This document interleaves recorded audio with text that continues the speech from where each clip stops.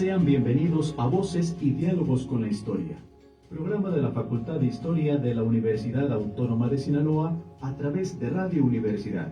Espacio de reflexión desde un enfoque diferente. Opinión de especialistas, cápsulas, efemérides. Conducción a cargo de Pedro Cázares y Gabriela Belderrain. Iniciamos.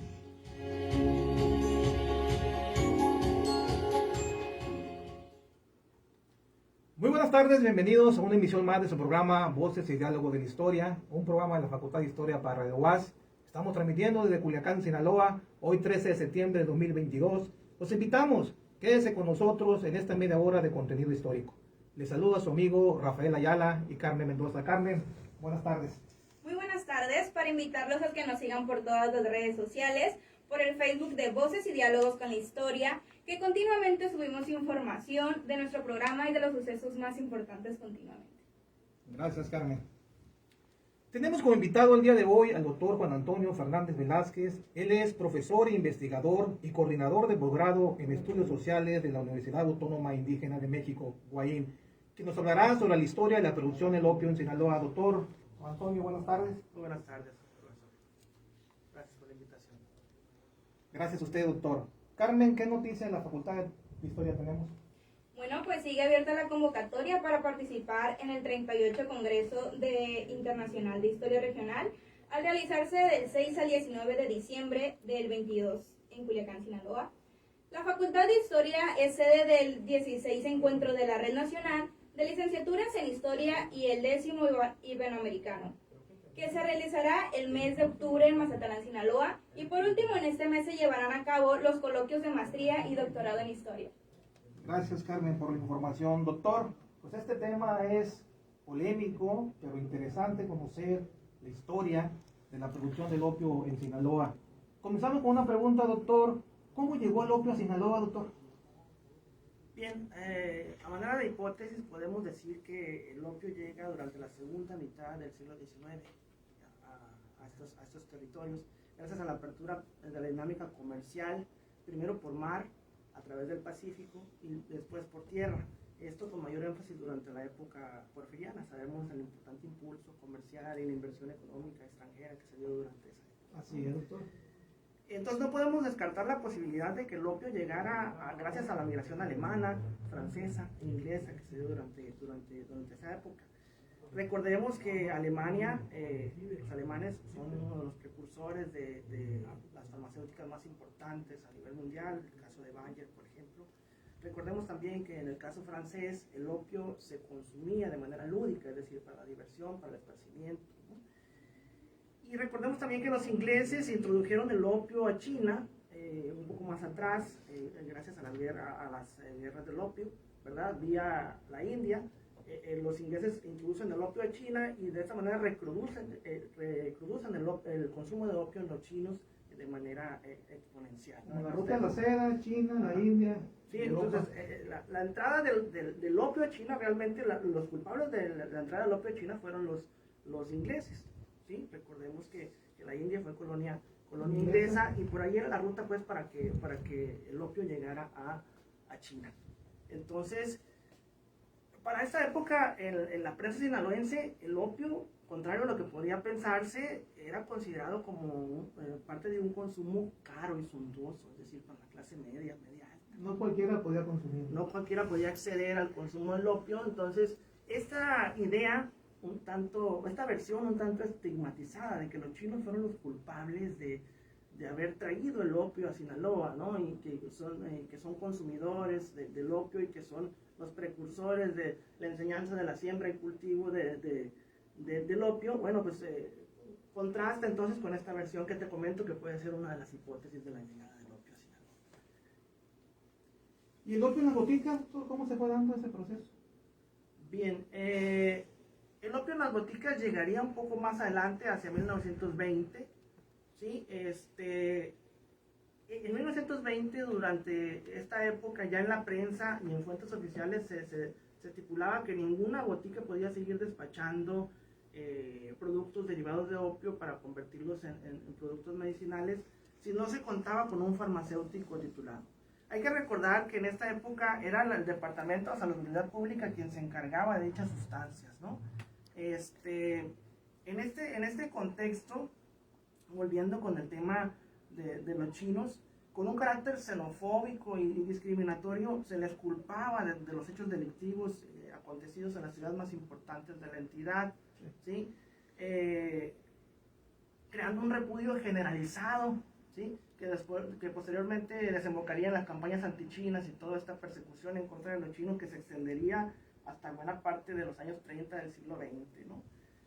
Pero no hay que descartar entonces que mientras sucedían estas campañas antichinas, mientras se llevaban a cabo esas campañas antichinas y organizaciones civiles antichinas, surgen también ciertos grupos de poder local, ¿sí? Con esta época post-revolucionaria, interesados en inmiscuirse y en controlar el comercio de opio. Entonces, es una correlación entre chinos y sinaloenses y comerciantes extranjeros, lo que da pauta entonces al origen del opio en Sinaloa, su producción y su consumo, ¿no? ¿Ya se estaba produciendo opio aquí en Sinaloa, doctor, o lo traían del extranjero en esa época?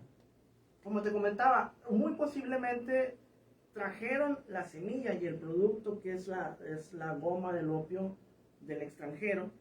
Quien implementa las semillas, ¿sí? En los campos de cultivo de la serranía sinaloense, esa es una de las versiones, fueron los propios chinos, ¿sí? Asentados en la serranía sinaloense, huyendo propiamente de la persecución antichina, ¿no? Muchos de ellos se asentaron en la serranía sinaloense e instruyeron entonces a los sinaloenses, a los campesinos sinaloenses a la siembra de opio. Pero fue entonces una asociación, ¿sí? Una correlación entre chinos y sinaloenses. No podemos entonces estigmatizar de apoyo mutuo. Ajá, exacto. Por los beneficios que redituaban. Por los beneficios que redituaban, era una asociación. El chino proveía la semilla, el sinaloense tenía la tierra, el chino le decía, bueno, yo te enseño a sembrar, ¿verdad? Tú me provees la tierra, contratamos gente para que nos ayude a sembrar, a los cuales se les proveía un jornal diario por la siembra. Entonces, ahí era una asociación mutua que posteriormente son los antecedentes pues, de las redes de economía ilegal de las drogas. Muy bien, doctor. ¿Y cómo, doctor, a través de la década de los 30, cómo se fue dando ya esa estigmatización acerca del consumo del opio? Porque al principio era medicinal, porque la gente lo ocupaba, lo necesitaba, pero ¿cómo se fue dando ese consumo ilegal? Bueno, como te comentaba, la institución encargada de regular la producción y el consumo de opio era el Departamento de Salubridad Pública, porque en esta época se consideraba un delito contra la salud, ¿sí?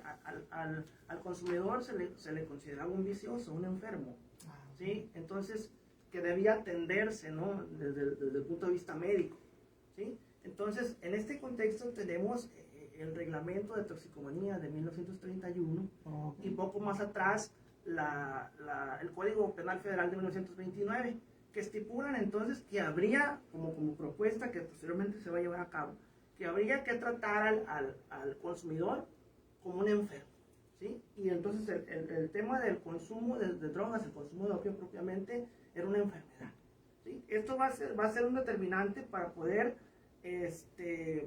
catalogar entonces el delito como un asunto de salud pública, ¿sí? Que poco más adelante se va a traspolar, entonces vamos a decir, como un delito federal y se va a tipificar el tráfico de drogas, pero esto va a ser más adelante, hacia mediados de los años 40. En los años 30, 35, 38 más o menos, poco antes de iniciar la década de los 40, todavía era un delito contra la salud. Así como es como podemos un poco contextualizar este asunto.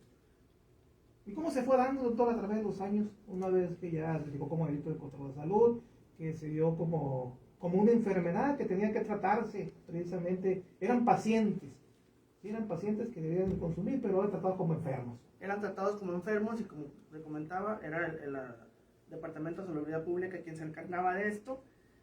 Hay un personaje muy importante que es el doctor Leopoldo Salazar Viniegra, encargado de este Departamento de Salubridad Pública en esa época, quien va a promover toda esta idea, ¿no? de tratar el tema como un asunto de salud pública. El detalle aquí es que ¿cuándo es que pasa entonces a ser un tema de salud pública a ser un tema de orden federal considerado o tipificado como tráfico de drogas.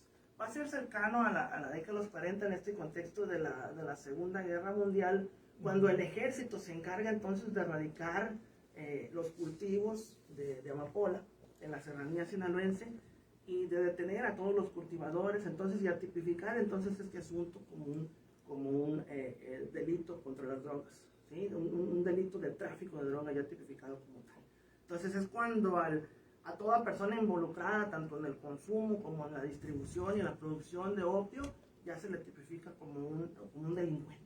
Como un delincuente. Y ya no como una persona que padecía entonces una enfermedad o una patología. ¿Sí? De enfermo pasa a delincuente. Sí. Y en las boticas se saca el producto porque también se tipifica como un delito federal. Es una cuestión muy interesante, fíjate. Las boticas, la primera botica que se tiene, digamos, dato, surge en 1900, la botica del Carmen, en Mazatlán. ¿Sí? Los productos derivados del opio funcionaban como analgésicos, como calmantes para el dolor. Entonces el químico, el farmacéutico tomaba el extracto del opio y lo convertía en sus propias pócimas o sus propios medicamentos para calmar llagas, curar llagas, calmar dolores, etc. Hay boticas oficializadas, digamos, o establecidas de manera formal en Sinaloa. Una de ellas va a ser esta botica del Carmen en 1900 y otra se va a establecer en Culiacán, que es la botica de la primera farmacéutica titulada en la UAS, Veneranda Batis Paredes, ¿sí? La botica El Refugio, más o menos en 1938, por las que recuerdo, ¿no? Sí. Entonces, era la manera oficial de distribuir los Derivados derivados del opio en medicinas. Había otros que se decían médicos, ¿sí? En la serranía sinaloense. Es el caso de un chino propiamente llamado Lin Yang Wong, o bautizado o castellanizado como José Amarillas. Este nombre lo adopta precisamente debido a la persecución china. Llega al poblado de Badiraguato huyendo de esta persecución. Por ahí castellaniza su nombre y se hace llamar José Amarillas. Él establece su botica en la sierra sinaloense y fabrica sus propios medicamentos, a los que les pone el nombre de la bitácora. O sea, todos los frasquitos de etiqueta les ponía el nombre de la bitácora, todos los frasquitos que curaban estos dolores o que funcionaban como analgésicos. Él llega a la sierra sinaloense, se casa con una persona llamada Jesucita Monjardín. Esto está documentado en el libro Badiraguato, Encuentros con la Historia, editado por el profesor Gilberto López Alanís, ¿sí? Digamos, estos son los ejemplos de las boticas que había tanto en la mancha urbana como en la serranía. Mazatlán, en Culiacán, pero también en la serranía sinaloense, que era utilizada precisamente para erradicar enfermedades. Así es, erradicar enfermedades, dolores, llagas, calmar los nervios, y utilizarlos hasta cierto punto como anestesia. Muy bien, doctor, muy interesante. Vamos a hacer una pausa y regresamos con esta historia del opio en Sinaloa. Regresamos.